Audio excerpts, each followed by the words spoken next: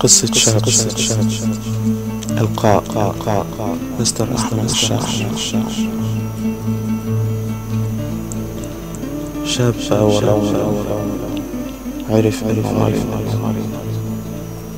وبعد بيجيله أقل من شهر حتى يودع الحياة.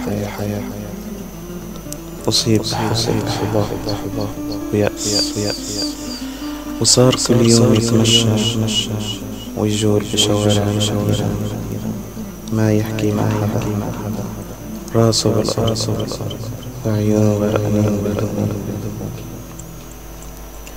ينظر حتى تغيب الشمس ويرجع على غرفته، يعد الثواني حتى يطلع فجر جديد.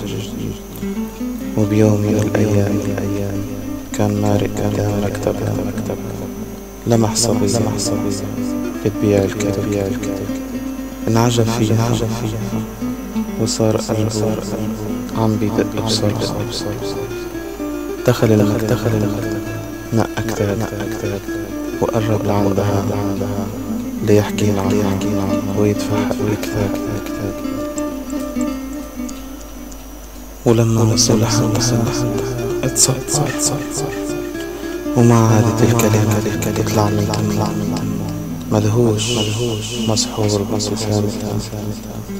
دفع حق الكتاب وفل عيونه بعيونها، حس ان الفرحة رجعت لقلبه، وراح عالبيت ناظر يطلع يوم جديد حتى يرجع.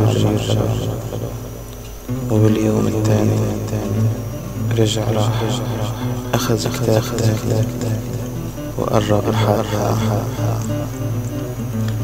وكمان مرة حاسب جمالها سيطر عليه، وما قدر حتى يقول لها مرحبا. دفع حق الكتاب وغادر. وبقي على هالحالة كل يوم يشتري كتاب حتى صارت الخزانة مليانة كتب من دون ما يقراها. وكل يوم كان عم يتمنى انه يقدر يحكيها ويقول لها قد ايه هو بيحبها قبل ما يودع الحياة. ومرت الأيام، وفجأة لاحظت هالصبية إنه هالشاب ما عاد يمرق على المكان، فسألت عنه وعرفت وين بيته، وراحت لعندها. دقت الباب، فتحت لقاها لابسة والحزن بالحزن. ركضت الصبية وغمرتها وقالت لها قدرنا ما نكون سوا. لو فتح ولو مرة كتاب من هالكتب كان عرف قد ايه انا بحبه. بكل كلمة كتبتها قد ايه كنت حابة نقعد سوا وقول له بحبك حياتي بلا ما تسوى.